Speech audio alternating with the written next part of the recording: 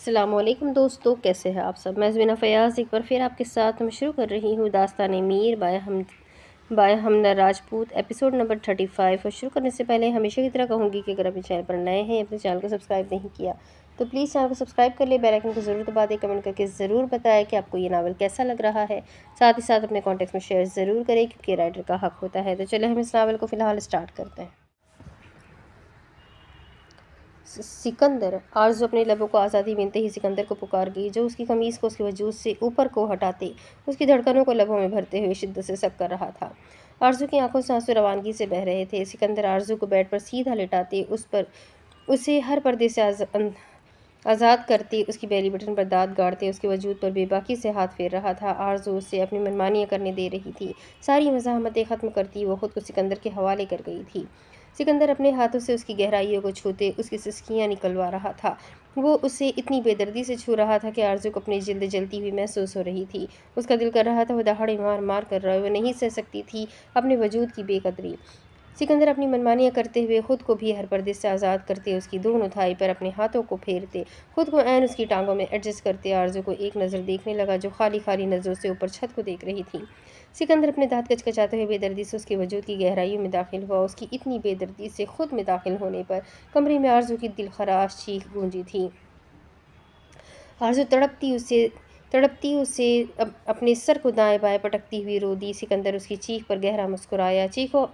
چیخو آرزو بیبی، سکندر اپنے وجود کو حرکت دیتے ہوئے گہری آواز میں بولا، جبکہ آرزو کی دبی دبی سسکیاں کمرے میں گونجنے لگی۔ سکندر اس کے وجود پر بغیر رحم کھائے اس پر اپنی بے رحم قربت کی چھاپ چھوڑنے لگا۔ کچھ دن بعد شام کا وقت ہو رہا تھا۔ آرزو اپنے کمرے سے باہر نکلتی سیڑھیاں اترتی ہوئی نیچے لاؤنج میں آئی تھی۔ اس وقت لاؤنج میں کوئی بھی موجود نہیں تھا، جبکہ سکندر کمرے میں نیند کی وادیوں میں گم تھا۔ آرزو گہرا سانس بھرتی ہوئی اپنے قدم باہر کی طرف بڑھا گئی، جبکہ اس کا دل دھک دھک کر رہا تھا۔ طبیعت کچھ دنوں سے بوجھل محسوس ہو رہی تھی۔ آرزو کا ارادہ پہلے ڈاکٹر کے پاس جانے کا تھا اور پھر اپنے گھر جو اس کے بابا کا گھر تھا۔ وہ کچھ دنوں کے لیے اس گھٹن زدہ ماحول سے باہر نکلنا چاہتی تھی۔ وہ خاموش ہو چکی تھی، وہ کسی بات پر اعتراض نہیں کرتی تھی، اگر اعتراض کرتی بھی تو اس کی صورت میں سکندر کی بے رحم بھری قربت برداشت کرنی پڑ جاتی تھی، جو وہ پچھلے کچھ دنوں سے برداشت کر رہی تھی، جبکہ رو رو کر آنکھوں میں سے آنسو بالکل خشک ہو چکے تھے۔ آرزو اپنی بک کی ہوئی کیب میں بیٹھی ڈرائیور کو ہاسپٹل جانے کا کہتی ہوئی اپنی سیٹ سے ٹیک لگا گئی۔ ڈرائیور نے آرزو کی بات پر سر کو ہلاتے ہوئے ہاسپٹل کے راستے پر اپنی گاڑی کا رخ موڑ دیا۔ 30 منٹ کے بعد ڈرائیور نے گاڑی ہاسپٹل کے باہر کھڑی کی۔ آرزو گاڑی سے باہر آتی، ڈرائیور کو وہیں کھڑے رہنے کا کہتی، اپنے قدم اندر ہاسپٹل کی جانب بڑھا گئی۔ ریسیپشن پر اپنی مطلوبہ ڈاکٹر کا پوچھتی وہ راداری سے گزرتی اپنی مطلوبہ ڈاکٹر کے کمرے کے باہر کھڑی ہوئی۔ آرزو نے دیوار پر سائیڈ لگی بڑی سی پلیٹ کو دیکھا جس پر ڈاکٹر فاطمہ لکھا ہوا تھا۔ آرزو نے ایک گہرا سانس لیا اور دروازے کو نوک کرتی اندر داخل ہوئی۔ کچھ دیر بعد آرزو ڈاکٹر کے کمرے سے ہاتھ میں پکڑی رپورٹ کو تھامے تقریباً 1.5 گھنٹے کے بعد باہر آئی تھی، جبکہ اس کے چہرے کا رنگ اڑا ہوا تھا، آنکھوں کی پتلیاں ساکت تھیں، وہ صدمے کی کیفیت میں تھی۔ اگر نارمل حالات ہوتے تو وہ اس بات پر جھوم اٹھتی، لیکن اب اس خبر کو سن کر اس کے حواس سلب ہو گئے تھے۔ آرزو بے جان قدموں سے ہاسپٹل سے باہر آئی اور باہر کھڑی اپنی کیب میں بیٹھ گئی۔ ڈرائیور کو وہ گھر کا راستہ آتے ہوئے بتا چکی تھی۔ ڈرائیور نے آرزو کے بیٹھتے ہی گاڑی کو گھر کی جانب موڑ لیا تھا، جبکہ گاڑی کی پچھلی سیٹ پر آرزو اپنے سر کو سیٹ سے ٹکائے ہوئے ڈاکٹر فاطمہ کی بات کو سوچنے لگی۔ کیا ہوا ڈاکٹر؟ آرزو چیک اپ کے بعد ڈاکٹر فاطمہ کو دیکھ کر بولی، جو اس کا تفصیلی سے جائزہ لیتی ہوئی اس کی طرف مسکرا کر دیکھ رہی تھی۔ مبارک ہو آرزو بچے، آپ ماں بننے والی ہیں، ڈاکٹر فاطمہ آرزو کو دیکھ کر بولی اور ساتھ ہی ٹیبل پر رکھی رپورٹ کو آرزو کی طرف بڑھا گئی۔ جبکہ آرزو نے بے یقینی نظروں کے ساتھ ڈاکٹر فاطمہ کی طرف دیکھا، وہ کپکپاتے ہاتھوں سے رپورٹ کو تھام لیا تھا۔ میں کیا بننے والی ہوں؟ آرزو اٹکتے لہجے میں بولی، جبکہ اس کا پورا وجود لرز رہا تھا۔ اسے سمجھ ہی نہیں آ رہا تھا کہ وہ اس بات پر خوش ہو یا غمگین۔ ڈاکٹر فاطمہ آرزو کی بات پر مسکرائی تھی۔ آپ ماما بننے والی ہیں، ڈاکٹر فاطمہ شفقت بھرے مسکراہٹ لیے بولی۔ آرزو کا سانس تھما تھا ڈاکٹر فاطمہ کی بات پر۔ آرزو گہرا سانس لیتی چیئر سے اٹھتی ہوئی ڈاکٹر فاطمہ سے اجازت لیتی ہوئی اپنے بے جان قدم کمرے سے باہر کو بڑھا گئی، جبکہ گلے میں سانسوں کا گولا اٹکا تھا۔ وہ اس ستمگر کے بچے کی ماں بننے والی تھی جو اس سے نفرت کرتا تھا، جس کی نظر میں اس کا وجود بے مول تھا۔ آرزو کے چہرے پر نمی چمکی۔ ایک جھٹکے میں گاڑی گھر سے کچھ فاصلے پر کھڑی ہوئی کیونکہ آگے کا راستہ بلاک تھا۔ آرزو گاڑی کے جھٹکا لینے پر اپنی سوچوں سے باہر آئی، اپنے چہرے پر سے بہتے آنسوؤں کو صاف کرتی کیب سے باہر آتی اپنے قدم اپنے گھر کی جانب بڑھا گئی۔ آج کتنے دنوں بعد وہ اپنے گھر کو دیکھے گی جہاں اس کے بابا کی اور اس کی یادیں جڑی تھی، جہاں اس کے کہے زبیر اللہ خانی کے اس کے اٹھائے ہوئے لاڑ کیا کچھ نہیں تھا۔ اس کے گھر میں کتنی یادیں تھیں جو اب صرف یاد بن کر رہ گئی تھی۔ آرزو گھر کے گیٹ کے باہر کھڑی تعجب سے گھر کے کھلے گیٹ کو دیکھ رہی تھی۔ اسے یاد تھا کہ اس نے خود گھر کو بند کیا تھا، وہ کیسے بھول سکتی تھی اس رات کو۔ وہ رات سب کے لیے پرسکون تھی، لیکن اس کے لیے کسی طوفان سے کم نہیں تھی۔ وہی تو رات تھی جس نے اس سے اس کا سب کچھ چھین لیا تھا۔ آرزو گھر کے گیٹ کو پار کرتی ہوئی اندر لاؤنج میں داخل ہوئی۔ گھر کے اندر 6 کے قریب آدمیوں کو دیکھ کر آرزو کو حیرت کا جھٹکا لگا تھا، کیونکہ وہ لوگ گھر کی ایک ایک چیز کو باکس میں ڈال کر بند کر رہے تھے۔ یہ کیا ہو رہا ہے؟ آرزو لاؤنج میں کھڑی بلند آواز میں بولی تھی۔ وہ سب جو گھر کی چھوٹی سے چھوٹی چیزوں کو باکس میں بند کر رہے تھے، لاؤنج میں گونجتی نسوانی آواز پر اپنے کام سے توجہ ہٹاتے لاؤنج کے بیچوں بیچ کھڑی لڑکی کو دیکھنے لگے۔ سب اپنا کام چھوڑ کر آرزو کی طرف بڑھے۔ جی آپ کون ہیں؟ ان میں سے ایک شخص نظر جھکا کر آرزو کو دیکھ کر بولا، یہ میرا گھر ہے، میں اس گھر کی مالکن ہوں، آپ لوگ کون ہیں؟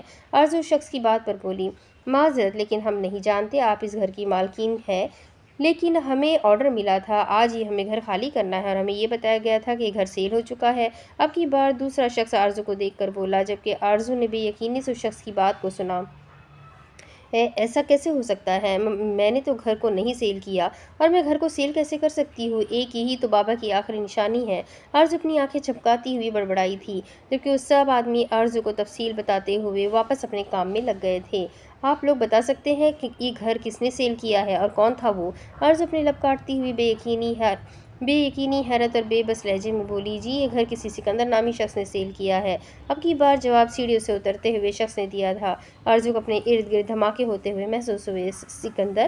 آرزو اپنی آنکھوں میں نمی لیے ہوئے بڑبڑائی، آپ مجھے وہ گھر کے پیپر دکھا سکتے ہیں؟ آرزو اپنے حلق کو تر کرتی بمشکل بولی تھی۔ وہ شخص سر کو خم دیتے اپنے موبائل میں موجود گھر کے پیپر کی تصویر جو اس نے اپنے موبائل میں سیو کر رکھی تھی، اس نے موبائل کو آرزو کے سامنے کیا۔ آرزو نے کانپتے ہاتھوں سے موبائل کو تھاما۔ آرزو کا پورا وجود لرز اٹھا تھا۔ پیپر پر اپنے سائن کو دیکھ کر اسے سکندر کا پیپر پر سائن کروانا یاد آیا، جسے وہ بغیر پڑھے اور بغیر دیکھے سائن کر چکی تھی۔ آرزو موبائل کو واپس اب اس شخص کو پکڑاتی بغیر کچھ کہے ہارے ہوئے انداز میں اس گھر سے نکلتی چلی گئی۔ اس گھر پر اس کا حق تھا، آج اس ستمگر نے اس سے وہ بھی چھین لیا۔ پہلے اس سے اپنے بابا کا چہرہ دیکھنے کا حق، اور اب اس گھر کا، وہ گھر جس میں اس کے بابا کی یادیں تھیں، اس شخص نے اس سے بھی وہ حق چھین لیا۔ آرزو شکستہ بے جان قدموں سے واپس گاڑی میں بیٹھی۔ مر جاؤ سکندر، مر جاؤ تم نے مجھ سے میرے بابا کی آخری یاد بھی چھین لی، تمہیں میں کبھی معاف نہیں کروں گی سکندر، اللہ کرے تم مر جاؤ۔ تم سے محبت کرنے کی سزا اتنی بھیانک ہوگی تو میں محبت کرنے کی کبھی غلطی نہ کرتی، یا پھر تم جیسے گھٹیا وحشی انسان سے محبت نہ ہوتی۔ مجھے تو یہ بھی نہیں پتا میرے بابا کی قبر کہاں ہے، جہاں پر میں جا کر انہیں اپنے دل کا حال سنا سکوں، جہاں میں ان کو بتا سکوں کہ ان کے جانے کے بعد ان کی بیٹی اکیلی رہ گئی ہے، کس کو سناؤں اپنا غم اللہ۔ آرزو گاڑی کی سیٹ کی بیک سے ٹیک لگائے سسکیاں لیتی ہوئی بولی۔ رات کے 7 بج رہے تھے۔ سکندر اپنے کمرے کے ڈریسنگ ٹیبل کے سامنے کھڑا مرر میں نظر آتے اپنے عکس کو بغور دیکھ رہا تھا۔ چہرے پر کچھ دنوں سے الوہی سی چمک تھی جو اس شخصیت کو اور نکھار رہی تھی۔ سکندر اپنے بالوں کو سیٹ کرتے ہوئے اپنے قدم بیڈ کی طرف بڑھاتے، اپنا موبائل اور والیٹ کو اٹھاتے اپنے قدم باہر کی طرف بڑھا گیا۔ وہ جب سے نیند سے بیدار ہوا تھا، اس نے آرزو کو کمرے میں نہیں پایا تھا، جبکہ وہ اس کو دیکھنے کے لیے بےتاب تھا۔ بےتاب اس لیے نہیں کہ وہ اس کے لیے بے چین ہو رہا تھا، بےتاب اس لیے تھا کہ وہ اپنے کل رات دیے گئے شدتوں کے نشان دیکھ سکے، اس کے چہرے پر آنسوؤں کے نشان، اس کی بے بسی کو دیکھ سکے، تاکہ وہ اسے دیکھ کر وہ اپنی انا کو سکون پہنچا سکے۔ سکندر نیچے لاؤنج میں آیا۔ اس نے یہاں وہاں اپنی نظریں دوڑائی، لیکن اسے کہیں بھی آرزو دکھائی نہیں دی۔ سکندر حیرت سے اپنی آئیبرو ریز کر گیا۔ بانو سکندر کچن میں کھڑی بانو کو بلند آواز میں پکار گیا۔ بانو سکندر کی آواز سنتی کچن سے باہر آئی۔ جی صاحب۔ بانو کچن سے باہر آتی سکندر سے دور کھڑی ہوتی ہوئی بولی۔ اسے اس شخص سے نفرت محسوس ہوتی تھی جس نے ایک معصوم لڑکی کا حال بگاڑ دیا تھا۔ آرزو کہاں پر ہے؟ सिकंदर बानो को देखकर दांत पीसते हुए बोला। वो जानता था आरजू का ज़्यादा वक्त बानो के साथ गुजरता था। आरजू बीबी, वो पता नहीं, मैंने उन्हें शाम से नहीं देखा। बानो हैरत भरे अंदाज में बोली थी। उसे यही था कि आरजू कमरे में होगी, लेकिन वो तो कमरे में भी नहीं थी, तो फिर कहाँ गई? बानो ने अपने लब काटते हुए सोचा। अगर उसे पता भी होता तो वो कभी भी सिकंदर को नहीं बताती। सिकंदर ने उसे जांचती नज़रों से देखा और फिर सर को झटकते हुए सोफे पर बैठ गया। मेरी बला से जहाँ भी गई हो आएगी तो यहीं पर लौट कर जा भी कहाँ सकती है। घर तो उसका रहा नहीं। सिकंदर सोफे की बैक से टेक लगाते सामने शीशे के टेबल पर रखी फ्रूट बास्केट से सेब को उठाते उसकी छोटी छोटी बाइट लेते कमीनगी से सोच रहा था, जबकि बानो ने सिकंदर को पुरसुकून सोफे पर बैठा देखकर नफरत भरी नज़रों से उसे देखकर वापस किचन में चली गई। सिकंदर अपने पास सोफे पर रखे रिमोट उठाते हुए एलसीडी को ऑन करते हुए अपने दोनों पाँव को टेबल पर रखे रिलैक्स होकर मोहब्बत से अपनी नज़र स्क्रीन पर मरकूज कर गया, जबकि साथ साथ वो सेब की बाइट ले रहा था। वो एलसीडी स्क्रीन में इतना गुम था कि होश तो उसे एलसीडी स्क्रीन के टूटने पर आया था। एलसीडी की स्क्रीन टूटकर करची करची हुई। पूरे लाउंज में स्क्रीन टूटने की आवाज़ गूंज उठी थी। सिकंदर जल्दी से सोफे से उठा। सोफे से खड़ा हुआ उसने एक नज़र ज़मीन पर गिरी स्क्रीन को देखा, जबकि दूसरी नज़र अपने से कुछ दूर खड़ी आरजू को देखा, जिसकी आंखों में आग के शोले भड़क रहे थे। उसकी आंखों में आज से पहले इतनी नफरत नहीं देखी थी जितनी आज उसकी आंखों में सिकंदर को महसूस हुई थी। क्या बदतमीज़ी है? सिकंदर होश में आते दहाड़ा था। बदतमीज़ी अभी तुमने देखी नहीं है सिकंदर लखानी। आरज़ अपने हाथ में पकड़ी अपनी रिपोर्ट को टेबल पर फेंकती एक एक लफ्ज़ चबाती हुई दहाड़ी थी। तुम्हारी हिम्मत कैसे हुई मेरे घर को सील करने की? सिकंदर लखानी। आरज़ सिकंदर की शर्ट का कॉलर पकड़ती आंखों में नफरत लिए सिकंदर के चेहरे पर दहाड़ी थी। उसका अंग अंग से लग रहा था। सिकंदर आरज़ू की बात पर कहा लगाते, उसके हाथ को अपनी शर्ट से हटाते, उसकी दोनों हाथ की कलाइयों को बेदर्दी से जकड़ते हुए उसकी कमर के साथ लगाते उसकी आंखों में अपनी आंखें गाड़ कर बोला था, मेरी हिम्मत को तुम छोड़ो आरज़ू बेबी, ये बताओ कैसा लगा शौक? सिकंदर आरज़ू की कमर को अपने सीने से लगाते उसके कान में कमीनगी भरे अंदाज में बोला। आरज़ू कसमसाई थी। सिकंदर उसके कसमसाने पर उसे छोड़कर सोफे पर रिलैक्स होकर बैठ गया। तुम्हें क्या लगा था मैं अपने बाबा के बयान के बाद खामोश क्यों हुआ था? सिकंदर आरज़ू को देखकर एक आंख विंक करते आईब्रो रेज करते हुए बोला, जबकि आरज़ू गहरे सांस भरती सिकंदर को खूंखार नज़रों से देख रही थी। मुझे तुम में और तुम्हारी किसी बात में कोई दिलचस्पी नहीं सिकंदर लखानी, मुझे मेरा घर वापस चाहिए। आरज़ू दांत पीसते हुए ढीठ इंसान को देखकर बोली, सॉरी डार्लिंग, वो तो सेल हो गया। सिकंदर अपनी आंखें टिपटिपा कर बोला, मैं तुम्हें जान से मार दूंगी। सिकंदर, मुझे मेरा घर वापस चाहिए। आरज़ू टेबल पर रखे फ्रूट बॉक्स से छुरी को उठाती छुरी की नोक को ऐन सिकंदर की आंखों के सामने करती हुई घुर्राई थी। एक पल को तो सिकंदर घबरा गया था। तुम छोटी चूही मुझे मारोगी? सिकंदर अपने सामने से आरज़ू के हाथ को हटाते हुए तमस्खर उड़ाते हुए बोला। भूलो मत सिकंदर। सिकंदर लखानी, मैं अगर तुम्हें शीशे का ग्लास मार सकती हूँ तो मैं तुम्हारी आंखों में इस छुरी की नोक को भी मार सकती हूँ। मुझे हल्के में मत लेना। जब बात खुद पर थी बर्दाश्त किया, लेकिन बात अब मेरे बाबा के घर पर आई है, इसके लिए मैं तुम्हारी जान भी ले सकती हूँ। आरज़ू छुरी की नोक को उसकी दोनों तरफ एतराफ़ में घुमाती सर्द बर्फीले लहजे में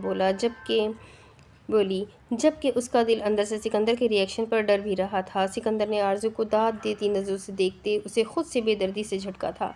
जो कर सकती हो तुम कर लो आरज़ू बेबी, घर तो तुम्हें कभी नहीं मिलेगा। सिकंदर सोफे से खड़े होते सज़ाई अंदाज में बोला, जबकि आरज़ू सिकंदर के बेदर्दी से झटकने पर अपने खौफ से अपने पेट पर हाथ रख गई। मुकाबिल का हर बात पर उसे बेदर्दी से दूर झटकना आरज़ू को खौफ में मुब्तला कर गया था, जबकि मुकाबिल को फ़र्क नहीं पड़ेगा लेकिन उसका नुकसान हो जाएगा। आरज़ू ने सिकंदर को देखकर सोचा, वो घर वाली बात को फ़िलहाल के लिए छोड़ रही थी, लेकिन वो अपने बाबा का घर हर हाल में लेकर रहने वाली थी।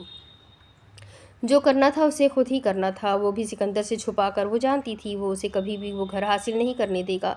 सिकंदर आरज़ू को खुद की तरफ देखता पाकर उसे गहरी नज़रों से देखने लगा, जबकि सिकंदर को आरज़ू का अपने पेट पर हाथ रखना खटका था, लेकिन वो खामोश रहा। मैं तुमसे कुछ नहीं कहूँगी सिकंदर, तुमसे हिसाब मेरा अल्लाह लेगा। और सिकंदर लाखानी, तुम अच्छे शौहर तो बन नहीं सकते, शायद अच्छे बाप बन जाओ। मुबारक हो, तुम बाप बनने वाले हो।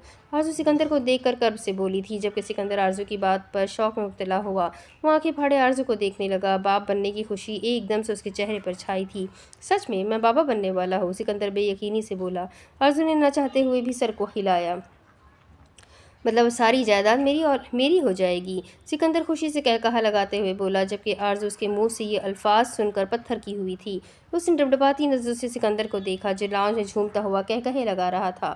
آرزو بے جان ہوتی وہیں صوفے پر بیٹھ گئی۔ مقابل نے بات بھی کی تو بس اپنے غرض و مطلب کی۔ کیا اس کا وجود اتنا بے مول تھا کہ اس شخص نے اس کا حال تک کیا، اس مبارکباد تک نہ دی؟ آرزو اپنے لب کاٹتی ہوئی شدت سے رو دی۔ اب تو شاید ساری زندگی اس کی رو رو کر گزرنے والی تھی۔ رات کا آخری پہر تھا۔ آرزو بیڈ پر لیٹی کروٹ پر کروٹ بدل رہی تھی۔ نیند اس کی آنکھوں سے کوسوں دور تھی۔ جب اسے معلوم ہوا تھا وہ ایک نہیں ٹوئنز بچوں کی ماں بننے والی ہے، تب وہ کتنے ہی لمحے بے یقین رہی تھی۔ جبکہ آرزو نے اپنے ساتھ بیٹھے سکندر کو دیکھا تھا جو ڈاکٹر کی بات پر بیزاری سے منہ بنا گیا تھا، اسے اس بات پر کوئی خوشی محسوس نہیں ہوئی۔ آرزو نے اس کے چہرے پر چھائی بیزارگی دیکھ کر کرب میں مبتلا ہوئی تھی۔ وہ شخص تھا جس سے اپنے آنے والے بچے کی خوشی تو تھی، لیکن وہ خوشی صرف اس آنے والی اولاد کی بدولت ملنے والی جائیداد اور پیسوں کی تھی۔ وہ جانتا تھا اولاد بیٹی یا بیٹا سب کچھ اس کا ہی ہوگا، تب سے وہ مطمئن تھا۔ آرزو اذیت بھری مسکان سے سکندر کے سوئے ہوئے وجود کو دیکھ رہی تھی۔ سوتے ہوئے وہ اتنا معصوم لگ رہا تھا جیسے اس دنیا میں اس سے زیادہ کوئی معصوم نہیں۔ در حقیقت اس شخص کا معصومیت سے کوئی تعلق ہی نہیں تھا۔ آرزو نے اپنا سر جھٹکا اور بیڈ سے اٹھ کھڑی ہوئی۔ اس کی پریگننسی کے آخری دن چل رہے تھے۔ جسم پہلے سے بھرا بھرا دکھائی دینے لگا تھا، جبکہ اکثر چلنے سے اس کی سانسیں بھاری ہونے لگتی تھیں۔ آرزو دھیمی چال چلتی کمرے سے منسلک بالکنی سے باہر آئی۔ بالکنی میں داخل ہوتے ہی سرد ٹھنڈی ہواؤں نے اس کا استقبال کیا۔ آرزو اپنے وجود پر ٹھنڈی سرد ہوا محسوس کرتی ہوئی ایک گہرا سانس بھر گئی۔ وہ بالکنی میں رکھی چیئر پر جا کر بیٹھ گئی۔ آرزو چیئر پر بیٹھتی، اس کی بیک سیٹ سے ٹیک لگاتی اوپر تاروں سے چمکتے آسمان کو دیکھنے لگی، جبکہ وہ اپنے دونوں ہاتھوں کو اپنے پیٹ پر رکھ گئی تھی۔ تاروں سے بھرے آسمان میں ایک چاند ہی تھا جو اکیلا بالکل اس کی ذات کی طرح۔ فرق صرف اتنا تھا، چاند پورے آسمان میں اپنی روشنی بکھیر رہا تھا، جبکہ اس کی ذات تو زمین پر بکھر کر ریزہ ریزہ ہو گئی تھی۔ اس کی چمکتی آنکھوں سے کئی خواب چھن گئے تھے۔ اس کی آنکھیں خالی تھیں، جن میں سوائے اب نمی کے کچھ باقی نہیں رہا تھا۔ آپ نے اپنے بابا جیسا بالکل نہیں بننا جو کسی کی بیٹی کو بے مول کرے۔ آپ نے اپنی ماما جیسا بھی نہیں بننا محبت کے ہاتھوں جو بے مول ہو جائے۔ آپ دونوں نے اپنی اپنی الگ الگ پہچان بنانی ہے میری جان۔ ہاں بس کبھی محبت مت کرنا، اگر محبت ہو جائے تو کبھی اس سے اپنی محبت کا اظہار مت کرنا۔ آرزو اپنے پیٹ پر ہاتھ رکھی اوپر آسمان کو تکتی ہوئی بول رہی تھی، جبکہ محبت لفظ پر اس کے چہرے پر کرب چھایا تھا۔ محبت لفظ نے تو اس کی ساری ہستی برباد کر دی تھی۔ میں یہاں سے بہت دور جانا چاہتی ہوں، لیکن کیسے جاؤں یہاں سے دور؟ اگر یہاں سے کہیں دور چلی گئی تو اپنے بابا کی خوشبو سے محروم ہو جاؤں گی۔ ان راستوں سے جن راستوں سے بابا گزر کر جاتے تھے نہیں جا سکتی میں کہیں، اور یہاں رہ کر بھی میں روز مر رہی ہوں۔ جس شخص سے محبت اور نفرت دونوں کی اور میں اسی کی دہلیز پر ہوں، اس سے بڑی اذیت بات میرے لیے کیا ہوگی؟ کاش سکندر تم ایک بار مجھ سے کہہ دیتے تمہیں رشتوں سے زیادہ جائیداد ضروری ہے، میں سب کچھ تمہیں دے دیتی۔ آرزو نم آنکھوں سے سچ سوچ رہی تھی، جبکہ اچانک سے اسے اپنے پیٹ میں ہلکا ہلکا سا درد محسوس ہوا جسے وہ نظر انداز کرنے کی کوشش کر رہی تھی۔ آرزو اپنے پیٹ میں ہوتی درد کو نظر انداز کرتی ہوئی اپنی دونوں ٹانگیں ٹیبل پر رکھتی، چیئر کی بیک سے صحیح طرح سے ٹیک لگاتی اپنی نم آنکھیں بند کر گئی۔ اسے یہاں سے بیٹھ کر سکون محسوس ہو رہا تھا۔ سائڈ ٹیبل پر رکھا موبائل کب سے وائبریٹ ہو رہا تھا۔ سکندر نے جھنجھلاتے ہوئے اپنی نیند میں ڈوبی آنکھوں کو وا کرتے ہوئے سائڈ ٹیبل سے اپنا موبائل پکڑا۔ موبائل پر وکی کالنگ لکھا ہوا تھا۔ سکندر وکی کی کال کو دیکھ کر اپنی آنکھیں مسلتے ہوئے بیڈ پر سے تھوڑا اٹھ کر بیٹھا اور بیڈ کراؤن سے ٹیک لگاتے ہوئے کال اٹینڈ کر گیا۔ واٹ؟ کال اٹھاتے ہی سکندر موبائل کے اس پار کی بات پر بول اٹھا تھا۔ میں آ رہا ہوں۔ سکندر کی بات سنتا ہوا جلدی سے بیڈ سے اٹھ کھڑا ہوا۔ وہ اس وقت بلیک ٹراؤزر پہنے جبکہ اس کا چٹانی سینہ شرٹ لیس تھا۔ سکندر نے بیڈ سے اٹھتے ہوئے سرسری نظر سارے کمرے میں دوڑائی، اسے آرزو کہیں بھی دکھائی نہیں دی۔ اسے کمرے میں نہ پا کر سکندر نے بیڈ پر رکھی اپنی شرٹ کو اٹھاتے ہوئے پہنا اور اپنے قدم بالکنی کی جانب بڑھائے۔ سکندر جانتا تھا وہ وہیں پر موجود ہوگی، آج کل وہی جگہ اس کی پناہ گاہ تھی۔ سکندر نے اپنے قدم بالکنی کے دروازے کے پاس کھڑا دور سے ہی آرزو کو چیئر پر آنکھیں موندے ہوئے دیکھ رہا تھا۔ اسے اتنے سکون سے بیٹھے دیکھ کر سکندر کے چہرے پر کمینگی سی مسکراہٹ چھا گئی تھی۔ وہ آرزو کو ایک منٹ بھی سکون سے رہنے نہیں دیتا تھا، وہ اس کی حالت کا بھی لحاظ نہیں کرتا تھا۔ اب بھی وہ اسے بالکنی میں سکون سے چیئر پر بیٹھے آنکھیں موندے دیکھ اس کا سکون برباد کرنے کا سوچ رہا تھا۔ सिकंदर कमीन की मुस्कुराहट से जाए हुए आरजू की चेयर के पास खड़ा हुआ। उसने एक ही नज़र में आरजू के पूरे वजूद का जायज़ा लिया था, जो ढीले ढाले ड्रेस पहने बगैर दुपट्टे के बालकनी में मौजूद थी। सिकंदर दुपट्टे से निरादर आरजू को देखकर सिकंदर गहरा मुस्कुराया। उसके ढीले ढाले वजूद में नजर आती उसकी वजूद की दिलकशी को देख सिकंदर उसकी चेयर के दोनों अतराफ में अपने बाजुओं को टिकाते बगैर उस पर वजन डाले उसके वजूद पर साया फिगन होते उसकी बंद आंखों पर अपनी सुलगती गर्म सांसें छोड़ने लगा। कितने महीने हो गए हैं उनकी शादी को, और इतने महीनों में उसने उसे कितना ही टॉर्चर किया था। उसे नहीं याद पड़ता, उसे आज भी याद था 2 हफ्ते पहले वो हराम मशरूब को पीकर उसने आरजू की हालत की परवाह किए बगैर उसके साथ ज़बरदस्ती की थी। कितनी बेदर्दी से वो उसकी रूह में समाते उस पर अपनी वहशी कुर्बत उंडेली थी। कितने ही सितम उसने आरजू पर ढाए थे, इतने उस पर सितम ढाए थे कि वो 3 दिन बाद होश में आई थी। वो सिकंदर को देखकर खौफ से अपना सांस बंद कर लेती थी, जो उसके लिए ये बात किसी खतरे से खाली नहीं थी। सिकंदर कितने ही लम्हे आरजू के चेहरे को देखकर सोच रहा था। उसके चेहरे पर आज भी किसी किस्म की शर्मिंदगी नहीं थी। शर्मिंदगी उसे पहले भी नहीं थी, तो वो तो बेरहम था। बेरहमों से रहम की उम्मीद भी नहीं की जा सकती थी। सिकंदर आरजू से नज़र हटाते उसके लबों पर अपनी नज़रें गाड़ गया। उसके लब हल्के सेवा थे। वो नींद में भी गहरे गहरे सांस ले रही थी, जबकि चेहरे पर देखने से ही मालूम हो रहा था कि वो अपने वजूद में होती दर्द को बर्दाश्त कर रही है। और सामने वाला कब उसके दर्द को देख रहा था, वो तो अपनी ज़रूरत को देख रहा था जो उसे नज़र आ रही थी।